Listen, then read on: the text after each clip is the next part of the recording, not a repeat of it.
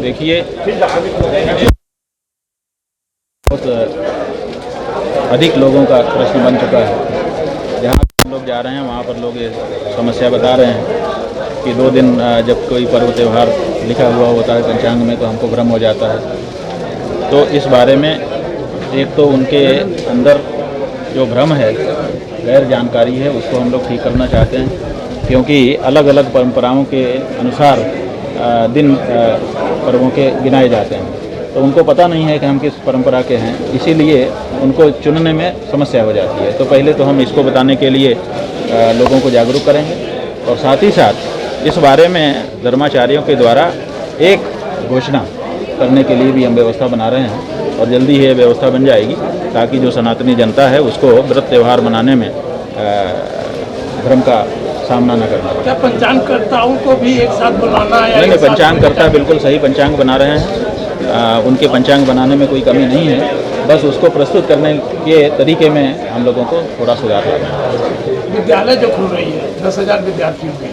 हाँ जी, ये जगत गुरु शंकराचार्य जी महाराज, पूज्यपाद स्वामी स्वरूपानंद सरस्वती जी महाराज, हमारे पूज्य गुरु जी, उनकी ये अंतिम इच्छा थी कि 10,000 बच्चों का एक गुरुकुल बनाया जाए, उसको ठीक से चलाया जाए, ताकि भारतीय संस्कृति की शिक्षा उन बच्चों को मिल सके।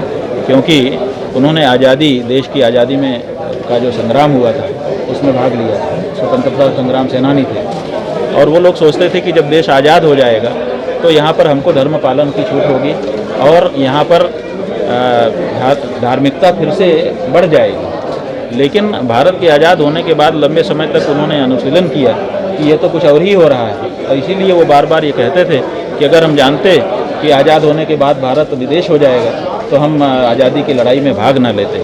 पछतावा था उनके मन में।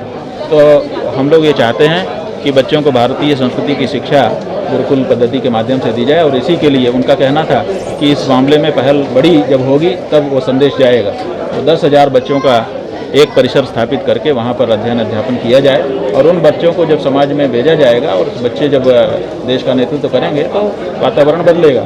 तो इसी दृष्टि से उनकी अंतिम इच्छा को पूरा करना अपना कर्तव्य समझ करके ये पहल हम कर रहे हैं। मध्य प्रदेश में 108 बच्चों का एक गुरुकुल हमने बना करके खड़ा किया, वो चल रहा है। जबलपुर में 1008 बच्चों का एक परिसर 8 एकड़ में स्थापित करने के लिए शिलान्यास हो चुका है।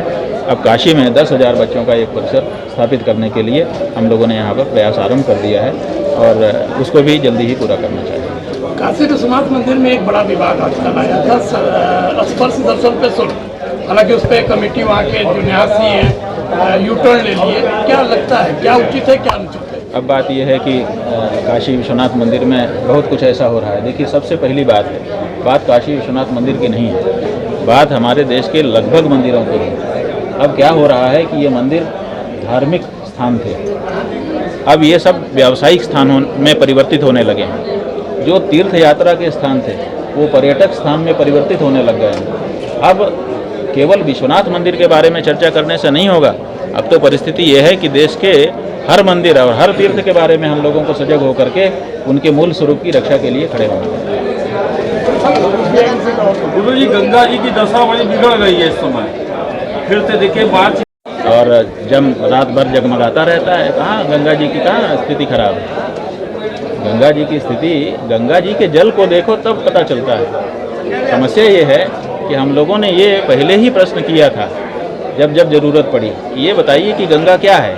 गंगा का धारा जल है कि गंगा का किनारा जल है? गंगा क्या है? गंगा की धारा गंगा है कि गंगा का किनारा गंगा है? तो समस्या ये है कि लोगों ने इस बात को समझा ही नहीं, वो किनारा साफ करते रहे। आप अभी भी देखिए, बहुत सी संस्थाएं आती हैं, वो किनारा साफ करती हैं, कहते हैं हम गंगा सेवा कर रहे हैं।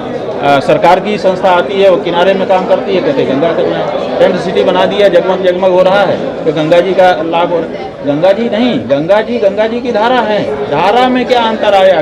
धारा के जल में क्या गुणवत्ता में अंतर आया? उसमें प्रदूषण कितना कम हुआ, उसका फ्लो कितना तेज हुआ? ये 2 चीज़ें नापने की हैं। अगर इन दोनों में सुधार दिखे तो हम माने कि गंगा जी में अभी निर्मल धारा हुई है। ये दोनों तो भैया पहले से भी ज़्यादा खराब हो गई हैं। नहर जो बनाई गई थी वो भी खत्म हो गई। नहर जिसने बनाया और अब वो उसने जितना पैसा लगाया 14 करोड़, उसके बारे में तो चर्चा करो। कि भैया वो कहाँ गया वो। हम तो पूछ ही रहे हम लोग आपसे भी कह रहे हैं कि नहर बनाना कितना उचित था। भाई उचित तो वही बताएगा।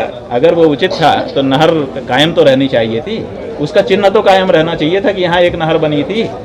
आज तो वो भी नहीं है कि नहर कहाँ बनी थी पता ही नहीं है। तो जब उसका चिन्ह तक आप बचा के नहीं रख पा रहे हो तो काहे के लिए करोड़ों खर्च कर रहे हो। थोड़ा सोच लिया करो, थोड़ा समझ लिया करो, सब काम किया करो। इसके लिए कोई आंदोलन नहीं है। आंदोलन तो गंगा की अविरल निर्मल धारा का है और वो आंदोलन खत्म होने वाला नहीं है।